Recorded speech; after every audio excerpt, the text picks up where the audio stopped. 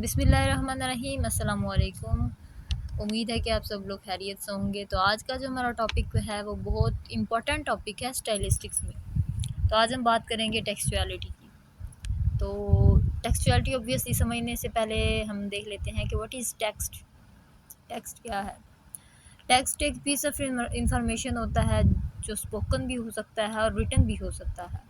यानी बड़ा सिंपली से अगर बात करें तो वर्ड ऑफ एनीथिंग यानी original word of something written जो है वो टेक्स्ट होता है। ये आइडियाज़ हो सकते हैं, थॉट्स हो सकते हैं, वर्ड्स हो सकते हैं, लेकिन रिटन फॉर्म में इसे हम क्या कहते हैं? टेक्स्ट कहते हैं। टेक्स्ट के बाद हम लोग समझ लेते हैं कि टेक्सचर क्या है। जो टेक्सचर है वो बेसिकली ये है कि ये वो करैक्टरिस्टिक्स होती हैं ऑथर की जो वो अपने वर्क में डालता है, अपने जो वर्क है उसको डिफ्रेंशिएट करने के लिए अदर से। यानी जो टेक्सचर है वो characteristics of author that he put in his work. ये वो करैक्टरिस्टिक्स होती हैं ऑथर की जो अपने वर्क में पुट करता है अपने वर्क को डिफ्रेंशिएट करने के लिए। ये रेफ़र करता है रीडर्स का जो इन्वायरमेंट होता है, उसकी फीलिंग्स जो होती हैं और उसके रिस्पॉन्सेज को।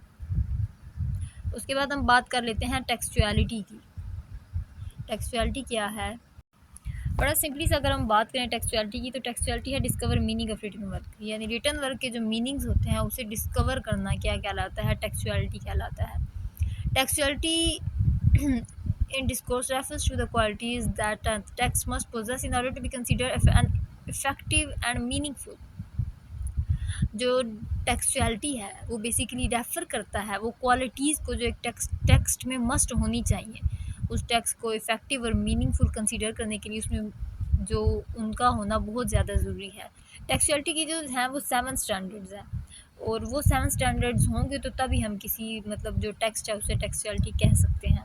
वो 7 स्टैंडर्ड्स कौन से हैं? सबसे पहले आ जाता है कोहेजन, फिर कोहेरेंस, फिर इंटेंशनैलिटी, एक्सेप्टेबिलिटी, इंफॉर्मेटिविटी, सिचुएशनलिटी और इंटरटेक्सचुअलिटी। ये 7 स्टैंडर्ड्स हैं जो एक टेक्स्ट में मस्ट होने चाहिए। तो चलें स्टार्ट करते हैं। सबसे पहले आ जाता है कोहेजन और कोहेरेंस। अच्छा, इसमें काफ़ी स्टूडेंट्स को काफ़ी ज़्यादा मतलब कन्फ्यूजन बन जाती है कोहेरेंस क्या है और कोहेजन क्या है।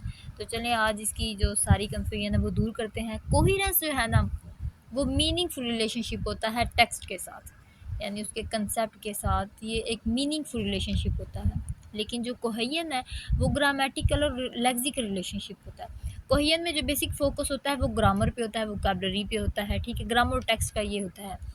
कोहेजन में हम लोग मतलब अब कोई एक इबारत लिखी है लेकिन अगर वो ग्रामेटिकली ठीक है, उसके उसके जो वोकैबुलरी है वो ठीक है तो वो कोहेजन होगा। लेकिन वो कोहेरेंस नहीं होगा अगर उसमें कोई भी मीनिंग नहीं है। फॉर एग्जांपल कोई भी बात लिखी है लेकिन वो ग्रामेटिकली ठीक है लेकिन हमें उसकी कोई भी समझ नहीं आ रही, तो वो कोहेजन तो होगा लेकिन कोहेरेंस नहीं होगा। कोहेरेंस में आपको एक पूरा कंसेप्ट जो है वो क्लियर होना चाहिए, वो मीनिंगफुल रिलेशनशिप होता है जो कोहेरेंस होता है। और जो कोहेजन होता है वो ग्रामेटिकल रिलेशनशिप होता है। उसके बाद जो इसका थर्ड स्टैंडर्ड है वो है इंटेंशनैलिटी। तो ये इंटेंशनैलिटी क्या है कि राइटर की इंटेंशंस होती हैं, यानी उसके गोल्स होते हैं, उसकी एम्स होती हैं, उसके होप होते हैं जो वो कन्वे करना चाहता है। इंटेंशनैलिटी किसको रेफ़र करती है कि जो राइटर है उसकी इंटेंशंस, गोल्स और एम्स और होप जो वो कन्वे करना चाहता है अपने रीडर्स को। उसके बाद आ जाती है एक्सेप्टेबिलिटी। एक्सेप्टेबिलिटी जो है उसका कंसर्न होता है रिसीवर्स के एटीट्यूड के साथ, के जो रीडर है उसकी अंडरस्टैंडिंग के साथ, तो कि उसने राइटर्स की इंटेंशंस को एक्सेप्ट किया है या नहीं। तो ये एक्सेप्टेबिलिटी है। उसके बाद आ जाता है इन्फॉर्मेटिविटी। इसमें क्या आ जाता है कि ये जो रीडर और राइटर हैं उन दोनों की जो इंटेंशंस होती हैं उसको कि उन्होंने क्या अचीव किया है, यानी जो राइटर है वो क्या कन्वे करना चाहता है और जो रीडर उसने क्या ग्रास्प किया, उसने क्या कुछ उससे उसकी क्या कुछ उसने अंडरस्टैंडिंग वहाँ से हासिल किया। उसके बाद आ जाता है सिचुएशनैलिटी। सिचुएशनैलिटी बड़ा सिंपल सा है कि हाँ जी जो उसने वर्क लिखा है वो अकॉर्डिंग टू सिचुएशन है या नहीं है, यानी ये रेफ़र करता है इन्वायरमेंट को, टाइम को, प्लेस वगैरह को। उसके बाद आ जाता है इंटरटेक्सचुअलिटी। इंटरटेक्सचुअलिटी क्या है कि ये यानी जो टेक्स्ट है उसका अदर टेक्स्ट के साथ जो रिलेशनशिप होता है ये वो है, यानी फॉर एग्जांपल हम लोग रिलेट करते हैं जो पास्ट के वर्क्स हैं उनको प्रेजेंट के वर्क्स के साथ, ये किस्म का कंट्रास्ट होता है जो हम लोग पास्ट और प्रेजेंट या किसी और वर्क के साथ जो हम लोग उसको रिलेट करते हैं, ये वो रिलेशनशिप होता है।